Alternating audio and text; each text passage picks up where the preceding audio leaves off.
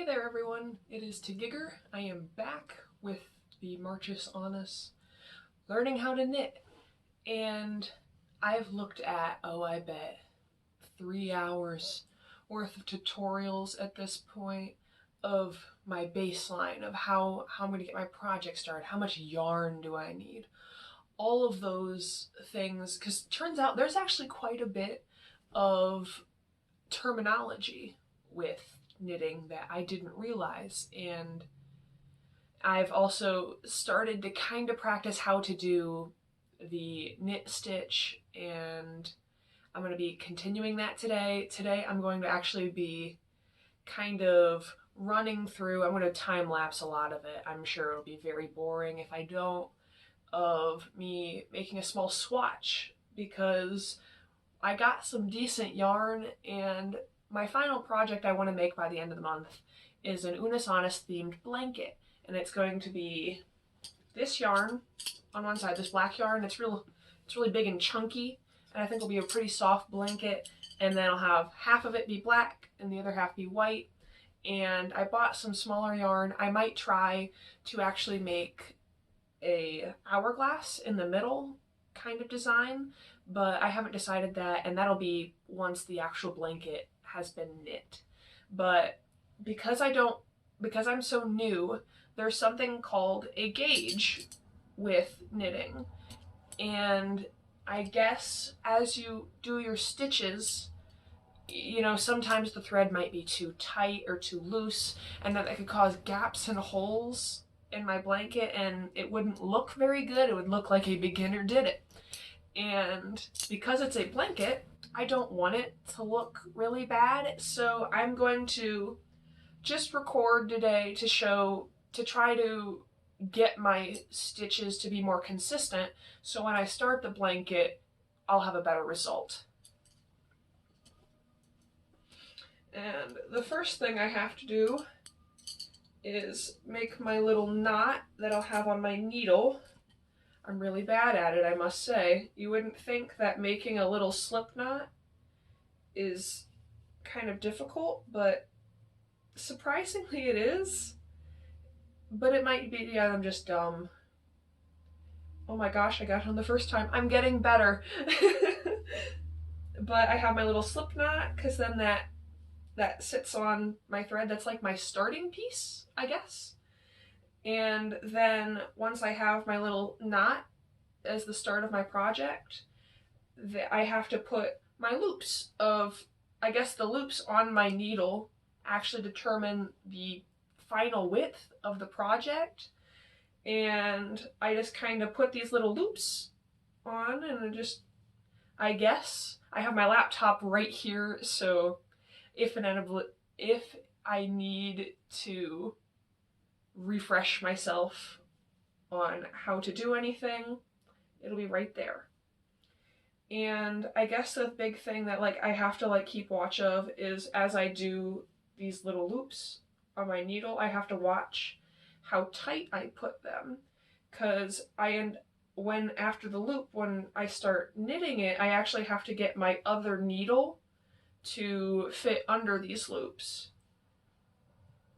And the amount of loops that I make are actually determined by, I guess, the thickness of the yarn. And I'm gonna put this over here. And with the yarn, I guess, depending on how thick it is, there's actual measurements for how many loops are supposed to fit in an inch. And that's actually how you determine how large you want your project to be, which I didn't realize how much math there actually went into knitting, and I find that really fascinating. But I'm just gonna do, maybe a few more, because I'm just really doing it because I know this morning actually, I was trying to do this exact thing, and it was super inconsistent, and when I got to the second row, I started getting confused, but that might just be because I'm still new, and I guess it all depends on how hard I hold my thread in my other hand as I loop. And I guess I should stop calling this looping. I guess the proper term for all my little loops. It's called casting on, I guess, because I would imagine because I'm casting on my loops on my needle. But now I have quite a few of them on here, and I'm just going to start knitting, I guess, a little pot holder thing just to practice. So I guess now that I have my loops, I'm supposed to take my other needle and I stick it through my first loop. I loop it around. I bring my thread through and get rid of that loop. And that's my first one. Then go through, loop around, come in and come off. And I just continue that process down my whole row, and then it'll all be over on this needle.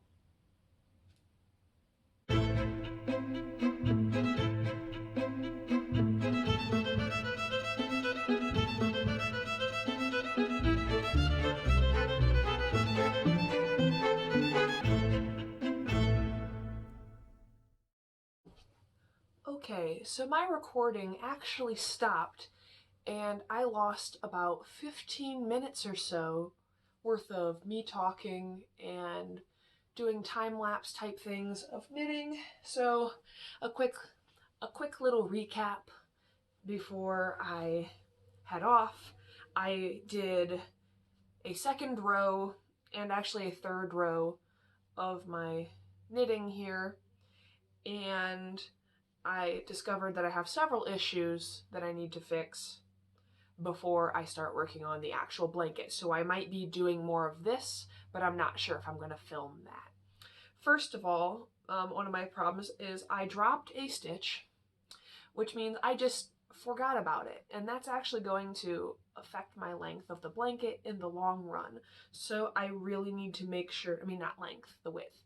So I really need to make sure and be more careful of not doing that when I make the blanket. And tension problems are definitely an issue too, of my different tightnesses throughout my piece here, but I imagine that's something that I'm just going to have to live with because I am a new at knitting after all.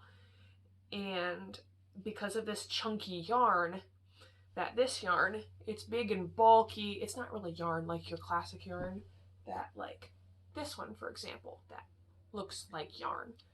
So it's kind of masking the fact that doesn't look great, but I think so that's to my benefit, I think, that it might not look so bad as a blanket, even if it's done as a beginner. But more of a pressing concern that I've seen as I look at all my little stitches here, that several of them, it looks almost like I grabbed the wrong loop, or if I didn't grab the wrong loop, when I looped the working yarn through the loop, that I actually worked it through the other loop instead and kind of made this cross pattern, which I'm imagining is actually a much more complicated to make some actual type of pattern for like a good knitter. But since I'm just doing a garter stitch, which is just the knit stitch back and forth between two needles, that's not what I'm doing. So it's going to look wrong and like a mistake, because it was. But I'm not sure if I'm going to film more of stuff like this this month, or the next time I'll film, I might have already practiced this more and we might be getting started on the real blanket. And on that note, I actually have a picture here that I drew up at work, so it looks awful, I'm no artist, of the design I want this blanket to be. And I'm hoping that I'm going to have a white side and a black side with the Una Sonis thingy in the middle. I can't think of the word right now. Hourglass, that's what it is. And my idea is, since I don't think there's really a way, at least that I could find, where I could just knit across the entire blanket and have two different colors in this kind of pattern. So what I'm going to do is I'm basically going to make two uber big scarves, I guess, since this is a blanket, and just have have it be two kind of funky looking knitted sides, and then I can join the two blankets essentially together to make one big one. And then this logo I'll be putting on with yarn as well, but I'm going to do it kind of more in like a cross stitch kind of sewing kind of way, as like an overlay rather than it being knitted on it, so it'll stand out more than anything else. But yeah, that's my plan. And so the next time I see you guys, we'll probably be making a blanket. And if you guys want to see that, hey, you could always hit that subscribe button, ring that notification bell. Don't forget to like, because the YouTube algorithm seems to like that for some reason. And I'll see you guys in the next one.